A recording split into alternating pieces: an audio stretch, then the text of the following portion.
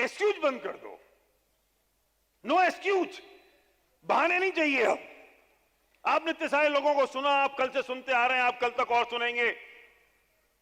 कोई एक्सक्यूज है? आपने टाइम का एक्सक्यूज सुन लिया जहांगीर से, बोलो और क्या चाहिए आपके पास? कोई बहाना बोलो, एक आध बहाना बोलो। हमारे पास हर बीमारी का इलाज है, हर मर्ज की दवा है हमारे पास। है? हाँ, पंगा ले लो, तुम बोलो ना क्या चाहिए तुमको। परसों नरसों मेरे पास एक आदमी मिलने आया, वो फाइनेंशियल स्कीम करता था, यही मनी चेन वाली। मैं गजब हो गया। मैंने उससे पूछा तुमको पता है तुम क्या कर रहे हो? बोले हाँ। मैं कहा तुमको पता है तुम दुआएं लेते हो कि बद दुआएं? तो बोलते बद दुआएं। मैं कहा तुमको पता है जो तुम पैसा लोगों को इकट्ठा करते हो कभी वापस आएगा? बोले नहीं आएगा। मैं तुमको सही काम करना है तो चुप हो गया। मैंने कहा अभी भी तुम कुछ सोचते हो तो चुप हो गया। फिर मैंने कहा थैंक यू वेरी मच, तुम्हारे भाग में भी वही करना है, तुम वही करते रहो। मैं इतना जरूर कर सकता हूं तुम्हारे साथ कि मैं तुम्हारा चूंकि दोस्त बन गया हूं, तो अगर कभी तुम जेल में जाओ तो खाने का टिफिन में ले आऊंगा। वो तो फ्यूचर है तुम्हारा, लेकिन मैं क्या करूं उसका? मैं कुछ नहीं कर सकता। उसकी समझ में अभी भी नहीं आ रहा। तो और वो अभी भी ये मानता है कि उसमें जल्दी पैसा आता है और इसमें धीरे धीरे आता है। कोई एक्सक्यूज नहीं है। जरा एक बात सोचो, जब जब लक्ष्मण जी गिरे पड़े थे और राम ने कहा कि यार संजीवनी बूटी चाहिए, तो हनुमान भी कितने बढ़िया बढ़िया बहाने मार सकते थे विवेक। आ जाते घूम के और कहते राम मिली नहीं। तो राम क्या बिगाड़ लेते? अब देख समझा, राम क्या बिगाड़ लेते? इनोसेंसी देगी तुमने हनुमान की। Look at the innocency. वो इनोसेंसी लक्ष्मण के पास नहीं थी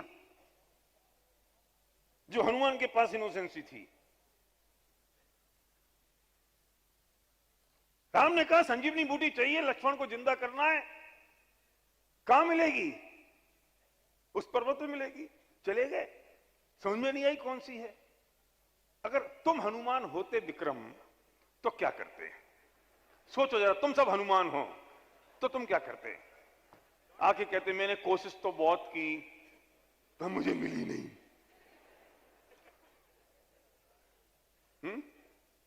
मैं तो लेके आ ही रहा था, लेकिन हुआ क्या, फिर टाइम थोड़ा कम रह गया। ऐसा बोल सकते थे हनुमान। मैंने सोचा कि यार लक्ष्मण अब इतने दिन तो हो ही गए, अब बचा ही नहीं होगा, अब तो निधन ही हो गया होगा, ले जाने से क्या फायदा होगा, छोड़ देते हैं। हैं? पहले निपट गए होंगे।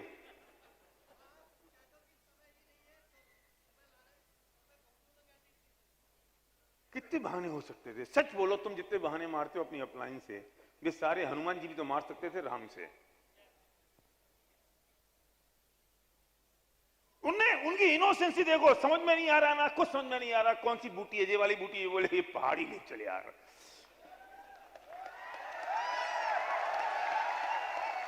तुम्हें मत समझना कि उनके पास पहाड़ ले जाने की ताकत थी। बहुत इंपॉर्टेंट बात कह रहा हूं, इसका थोड़ा बेस बढ़ाना, थोड़ा विशल आ रहा है।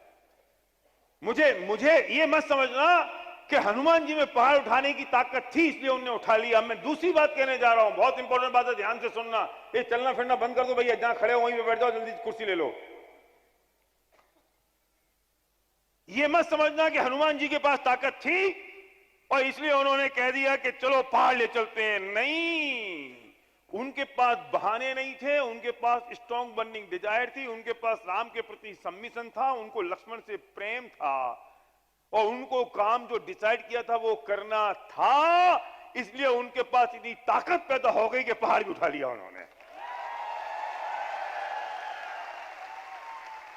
इंटेंशन सही था, इंटेंशन उनका सही था, इंटेंशन थोड़ा सा उनका सही था, इंटेंशन सही था, भावना पवित्र थी, तो ताकत पैदा हो गई। सारी कायनात इकट्ठी हो जाएगी आपको अपनी मंजिल तक पहुंचाने के लिए। आप तैयार तो रहो। एसपी भारेल और पूरी फैमिली में सब लोगों के साथ मिलके हमारे पास ताकत नहीं है।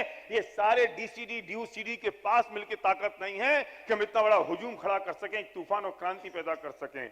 हमारी भावना सही थी, हमारा इंटेंशन सही है, हमारी हार्ड वर्किंग है, हमारे पास कोई एक्सक्यूज नहीं है। तो ये सारी कायनात इकट्ठी हो गई है और सबकी ब्लेसिंग्स विनिंग टीम के ऊपर आ गई हैं। कितना बड़ा हुजूम खड़ा हो गया।